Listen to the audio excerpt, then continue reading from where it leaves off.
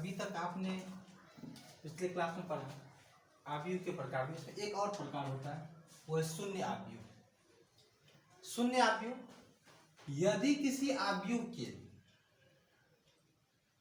सभी अवयव शून्य हो, यदि किसी आव्यूह के सभी अवयव शून्य हो तो उसे शून्य आव्यूह कहा जाता है। शून्य आव्यूह को रिक्त आव्यूह भी कहते हैं। शून्य आव्यूह को रिक्त आव्यूह भी कहते हैं। इससे पहले मैंने आव्यूह का कुछ और प्रकार बताया था। ये 7वां प्रकार है शून्य आव्यूह। अब हम लोग आव्यूह के अवयवों के संकेत, आव्यूह के अवयवों के संकेत के बारे में थोड़ा सा जानेंगे। क्योंकि आपको मैंने पहले ही बता दिया था, किसी आव्यूह को अंग्रेजी के बड़े अक्षर द्वारा इंडिकेट किया जाता है या डिनोट किया जाता है। लेकिन एक आव्यूह में कई एलिमेंट्स होते हैं। अब ये आव्यूह के ऑर्डर पर निर्भर करता है कि आव्यूह का कोटि कितना है। तो किसी आव्यूह ए के अवयवों को सांकेतिक रूप में स्मॉल ए आई जे द्वारा दर्शाया जाता है। जहां आई क्या होता है, पंक्तियों की संख्या होता है, और जे क्या होता है, स्तंभों की संख्या होता है। ठीक है, मतलब आई जो है कि जिस पंक्ति का वो एलिमेंट है वो उसको इंडिकेट करेगा, और जे जो है जिस कॉलम का एलिमेंट है उसको इंडिकेट करता है। अब इसको एग्जांपल से समझते हैं। जैसे मान लेते हैं कि ए बड़ा मैट्रिक्स ए बराबर 2 3 7 5 6 8 ये है। ठीक है, इसका ऑर्डर कितना हुआ? तो चूंकि इसमें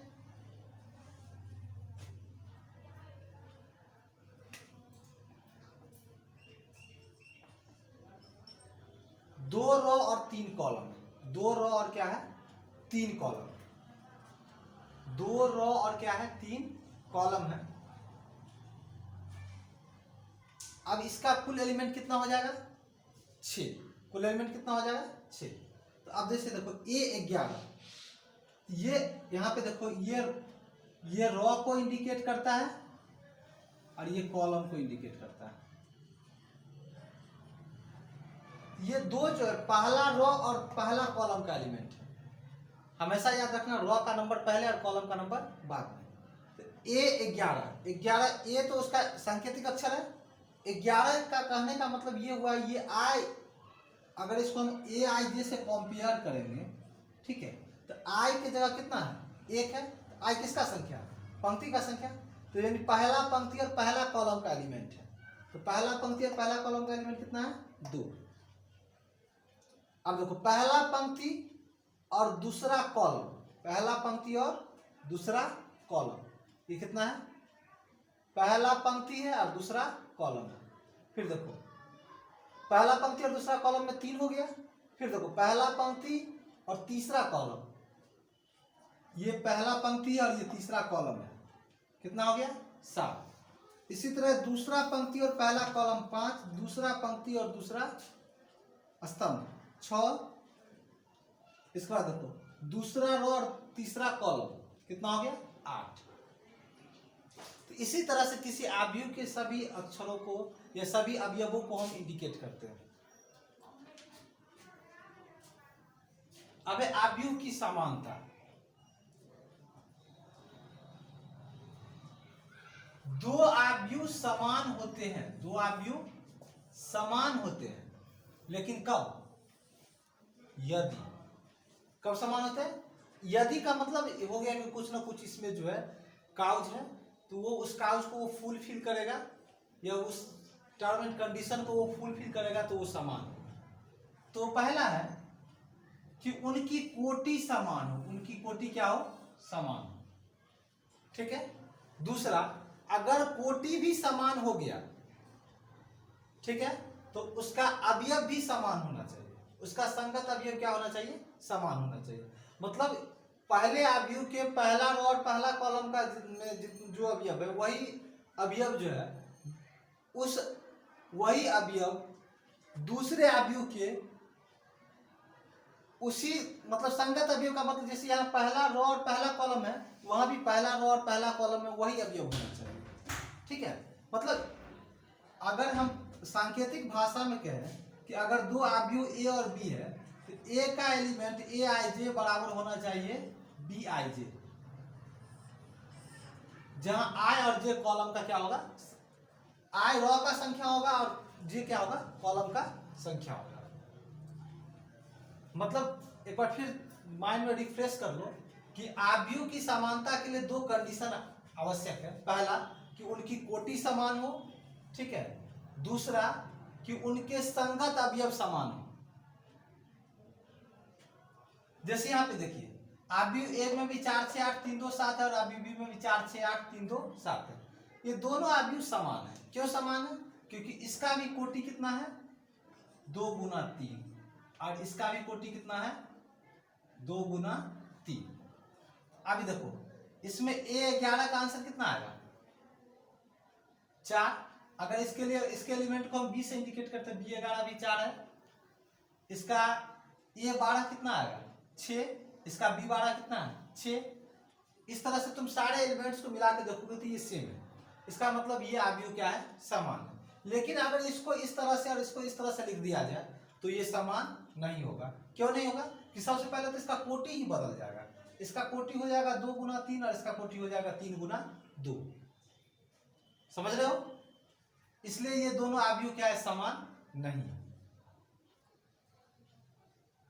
चलिए अब आप लोग जो है प्रश्न बनाने लायक हो गया है, तो अब हम लोग पहला चैप्टर स्टार्ट करते हैं और इसके पहले प्रश्न पर चलते हैं। पहला प्रश्न, आव्यूह ए इतना दिया हुआ है, के लिए आपको क्या क्या ज्ञात करना है। पहला आव्यूह की कोटि, दूसरा आव्यूह की संख्या, तीसरा अवयव A13 A21 A33 A24 और A23। तो सबसे पहले देखिए आव्यूह की कोटि। आव्यूह की कोटि के लिए मैंने बताया था कि सबसे पहले आव्यूह की कोटि में नंबर ऑफ रो को गिनते हैं, यानी पंक्ति का संख्या गिनते हैं। तो पंक्ति का संख्या कितना हो गया, 1 2 और 3। मतलब ये पहला पंक्ति हो गया आपका, ये दूसरा पंक्ति हो गया और ये तीसरा पंक्ति हो गया। इसी तरह से ये पहला कॉलम हो गया, ये दूसरा कॉलम हो गया, ये तीसरा कॉलम हो गया और ये चौथा कॉलम हो गया। तो यहां पे देखिए इस आव्यूह में 3 पंक्ति है और 4 कॉलम है, इसलिए इसकी कोटि कितनी होगी, 3 गुना 4। मतलब पंक्ति का संख्या पहले लिखना है और कॉलम का संख्या बाद में लिखना है। दूसरा अवयवों की संख्या। अवयवों की संख्या क्या करते हैं, दोनों को गुणा कर देते हैं। 3 गुना 4 कितना हो गया, 12 अवयव है। वैसे आप गिन के भी लिखिएगा तो उतना ही पड़ेगा, लेकिन आप गिनना जरूरी नहीं, चूंकि अगर जितना आगे जाइएगा उतना आगे बड़ा बड़ा अवयव मिलेगा। तब वहां पे गिनने नहीं लगना है, इसको सीधे क्या करना है, गुणा कर देना है। तो 3 गुना 4 कितना हो गया, 12। अब अवयव A13। अब देखो अवयव A13 का मतलब ये होगा कि पहला रो का है और तीसरा कॉलम का है। तो पहला रो में और तीसरा कॉलम में कितना है, 19।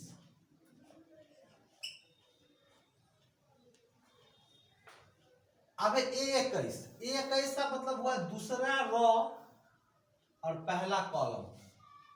दूसरा रो और पहला कॉलम कितना हो गया, 35। A33 तीसरा रो और तीसरा कॉलम, -5। A24 दूसरा रो और चौथा कॉलम, 12।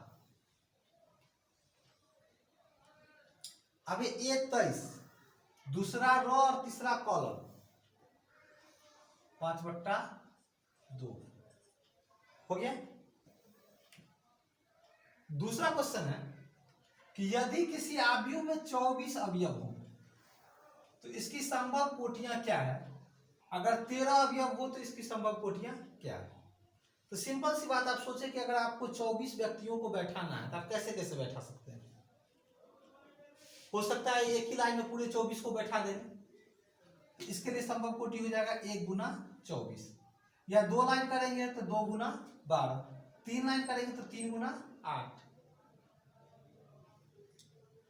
4 लाइन करेंगे तो 4 गुना 6।